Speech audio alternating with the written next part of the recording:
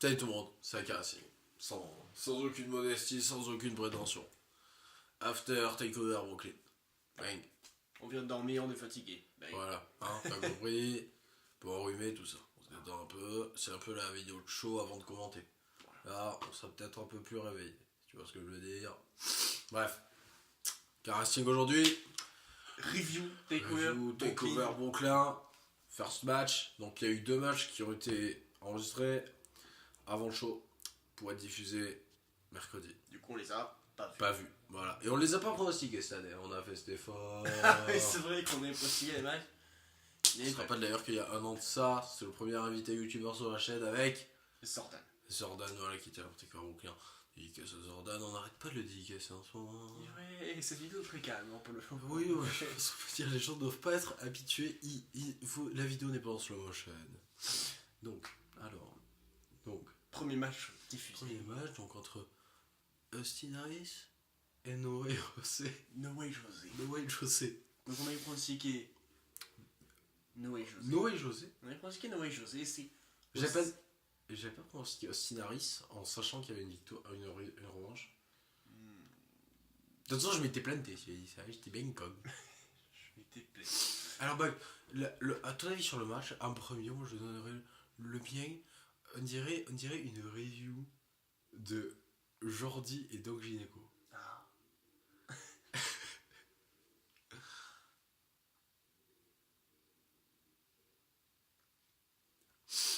En fait, ça fait 2 minutes que je t'ai demandé ton avis. Ah d'accord, je pensais que tu voulais lui donner le tien d'abord. Non, mais non, Donc, faut le couiller quand Eh même. bien, moi, j'ai trouvé que c'était un bon match quand même, on peut le dire, un bon opener, et qui nous mettait bien l'eau à la bouche, et voilà.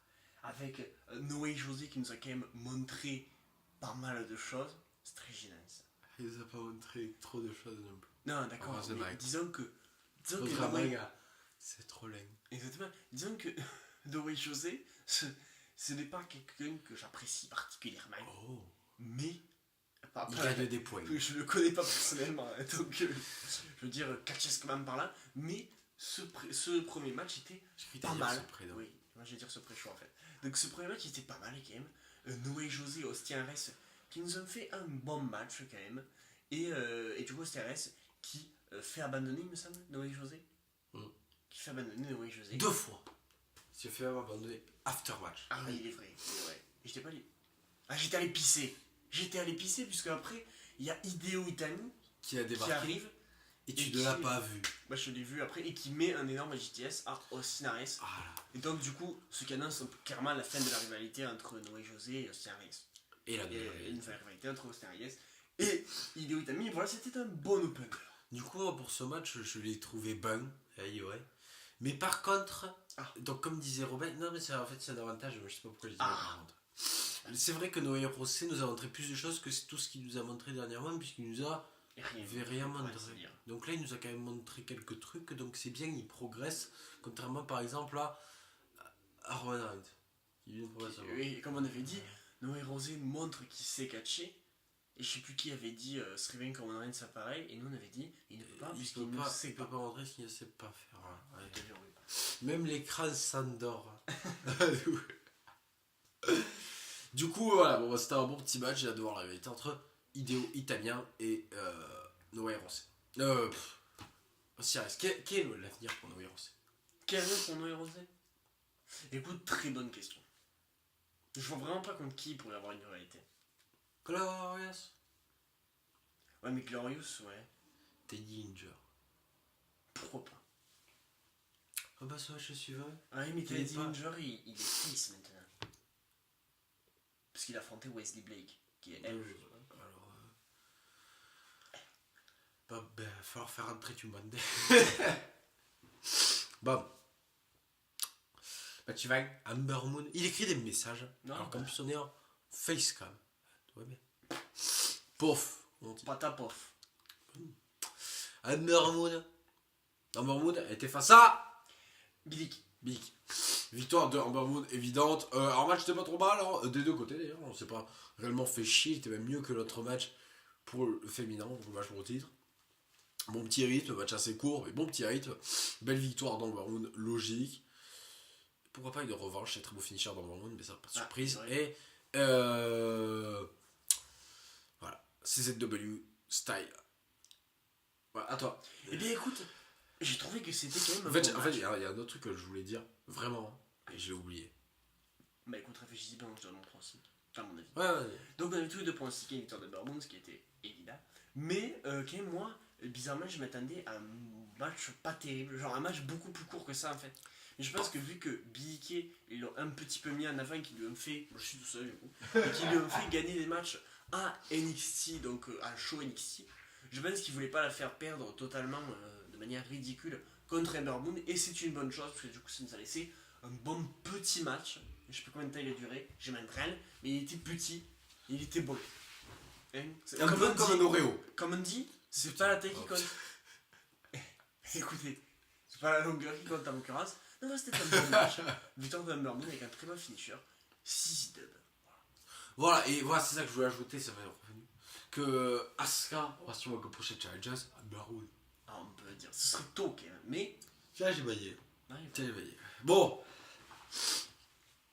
Match suivant, on en parlait tout à l'heure de. Glorious. Merci. Qui affrontait André Almas. Exactement.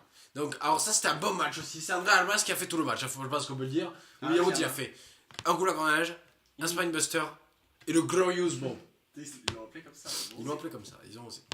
Du coup, victoire de Bobby Roode pour ses débuts, ça paraît logique. Qui d'ailleurs, oui, a donc Ouais. gagné sur. Du coup, en fait, j'ai complètement donné mon avis. Ah, ouais. Donc, du coup, à toi. Mais oui, donc Bobby Roode qui un petit peu gagne le match sans rien faire. Alors après, Rien.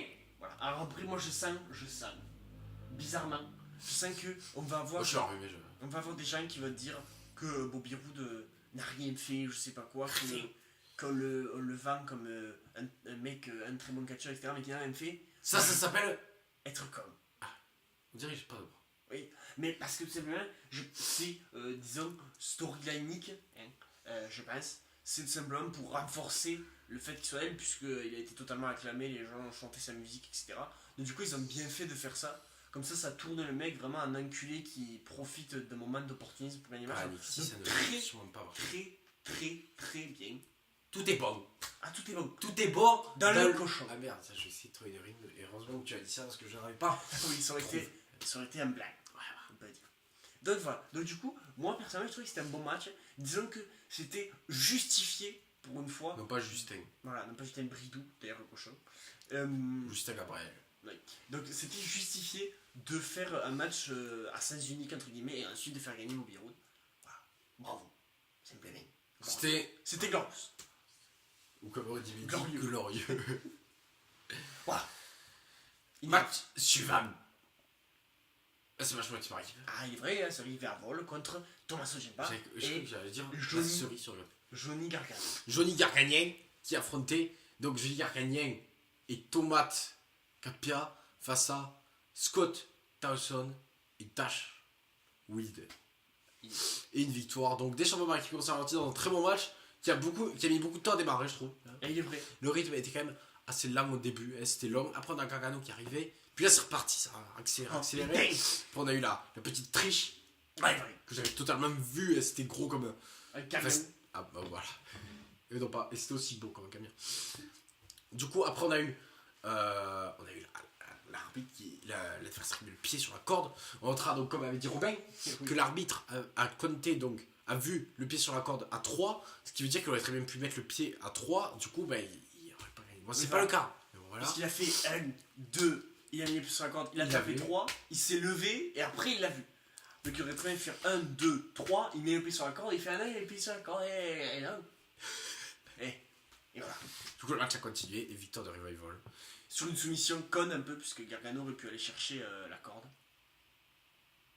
Ah, je suis en train de me demander si c'était pas en ce match qu'il y a eu un botch. Non, c'était dans le match. Oui, c'est un match après. Mais c'est dans celui-là non que Gargano aurait très bien pu aller chercher la corde. Oui, c'est ça. Bah, la soumission, il aurait très bien pu aller chercher la corde. il a pas Soumission fait. à la jambe, si je ne dis pas de conneries. Ouais, ça. Puisqu'après, il aura fait la même prise qu'Albicas. D'ailleurs, on précise que ça a cassé la jambe de Bicas, mais pas celle de Gargano, ce qui implique que Gargano a des jambes plus solides que Bicas. Ce qui montre que la storyline avec la jambe de Bicas, c'était n'importe quoi. D'ailleurs, le mec se casse la jambe 2 jours après, il est revenu. Bref, voilà, enchaînement. Donc du coup, mon avis. Ouais, bah oui, Moi je trouve que... Quoique non, moi ça me parle. Ah, il est vrai.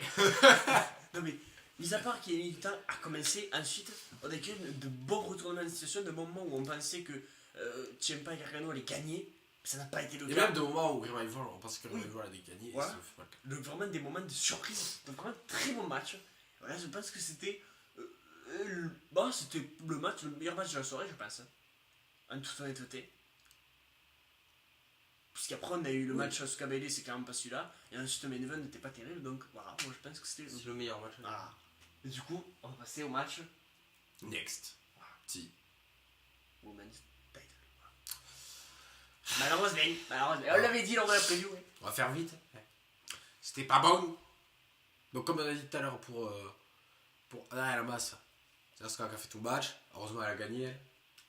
Donc c'était nul. Bien content que Bayley ne gagne pas. Mais dans le main roster, non merci. C'est le dépit. Hein.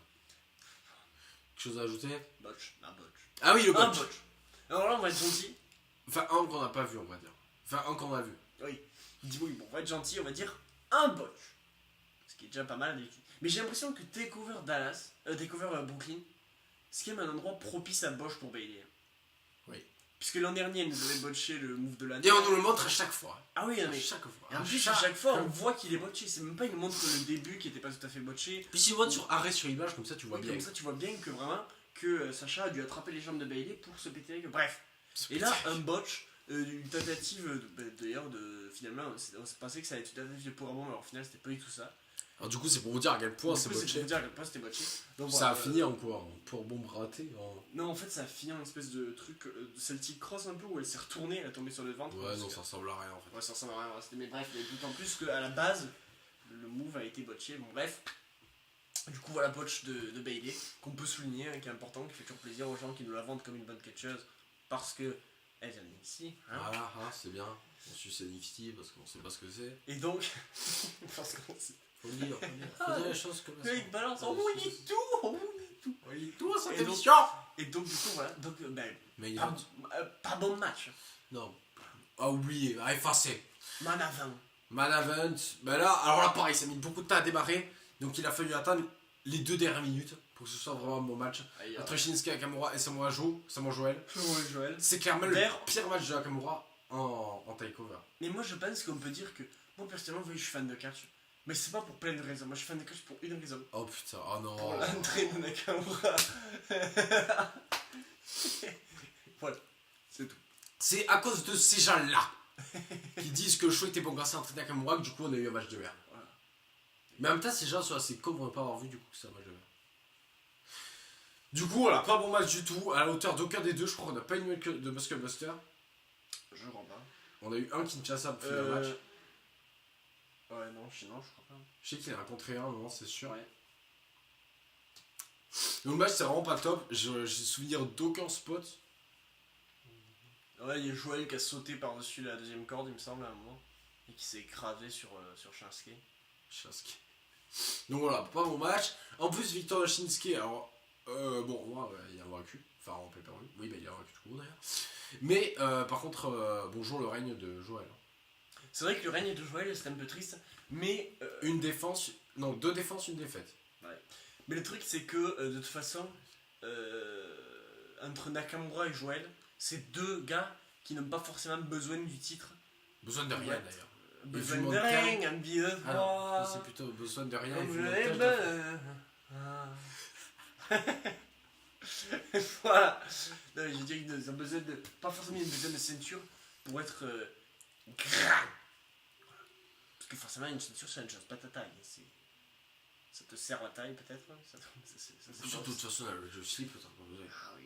Même si Nakamura a un pantalon. Et Joël aussi. En short. Bon, bah du coup, je crois qu'on va finir ce show. Bilan du show, qui a été le meilleur match, qui a été le pire? Alors, le meilleur match, c'est le moins. C'était le match par équipe. Ouais. Et le pire, bah, le Soukabédé. Et le match par équipe, il a mis du temps à démarrer. Ouais, mais après, j'ai. Alors que le Almas Rood, il était bon du début à la fin. Ouais, mais la Masroud, moi, je trouve un peu. Entre guillemets, pour eux. Enfin, le match était bon, hein, mais pour qu'il soit match de la soirée, il aurait fallu que les deux soient un peu Ouais. dans une guerre, tu vois, alors que pas vraiment. Ouais, donc ouais. Mais en tout cas, le pire à ce cas. Le pire à ça, c'est sûr. Voilà. Ça, y a pas d'hésitation. Hein. De toute façon, quand Squash Match, il vu que Match pour le titre, on se pose des questions. Là, je pense qu'on peut se laisser là-dessus. Hein? On peut vous dire à bien tard. Et on peut même vous dire au revoir, à bientôt.